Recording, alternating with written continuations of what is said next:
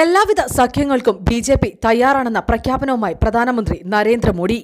സഖ്യകക്ഷികളുമായി എല്ലാ കാലത്തും നല്ല ബന്ധം പുലർത്തുന്ന പാർട്ടിയാണ് ബിജെപി എന്നും നരേന്ദ്രമോദി പറഞ്ഞു. തമിഴ്നാട്ടിലെ ബൂത്തുതല പ്രവർത്തകരുമായുള്ള ആശയവിനിമയത്തിനിടെയാണ് മോദി സഖ്യകക്ഷികളുടെ ആവശ്യകതയെക്കുറിച്ച് ഊന്നിപ്പറഞ്ഞത്.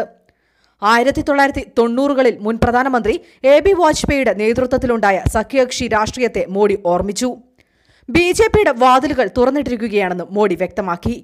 20 വർഷം മുൻപ് ക്രാന്തദർശിയായ രാഷ്ട്രീയ നേതാവ് അടൽജി ഇന്ത്യയിൽ ഒരു പുതിയ രാഷ്ട്രീയ സംസ്കാരം രൂപപ്പെടുത്തി. അദ്ദേഹം മുന്നണി രാഷ്ട്രീയത്തിന്റെ പ്രസക്തി കാണിച്ചു തന്നു.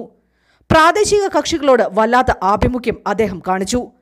അടൽജി കാണിച്ചു തന്ന വഴിയിലൂടെയാണ് ബിജെപി സഞ്ചരിക്കുന്നത്, മോദി പറഞ്ഞു. പാർട്ടി പ്രവർത്തകരുടെ ചോദ്യങ്ങൾക്ക് മറുപടി പറയവെയാണ് മോദി ഇക്കാര്യം പറഞ്ഞത്. എ.ഡി.എം.കെ, ഡി.എം.കെ, രജനികാന്തിന്റെ പാർട്ടി എന്നിവയിൽ ഏതെങ്കിലുമായി ബിജെപി സഖ്യം ഉണ്ടാക്കുമോ എന്നായിരുന്നു ചോദ്യം. 2014-ൽ ബിജെപി തമിഴ്നാട്ടിൽ മത്സരിച്ചത് ചെറിയ പാർട്ടികളുടെ മഴവിൽ മുന്നണിയുമായി ചേർന്നാണ്. 39 ലോക്സഭാ സീറ്റിൽ മുന്നണിക്ക് ഒന്നാകെ 2 സീറ്റും ബിജെപിക്ക് 1 സീറ്റുമാണ് ലഭിച്ചത്.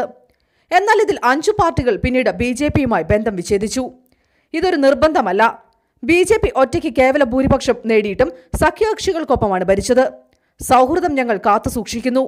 ഞങ്ങൾ എപ്പോഴും വാതിൽ തുറന്നിടുന്നു, മോദി നയം വ്യക്തമാക്കി.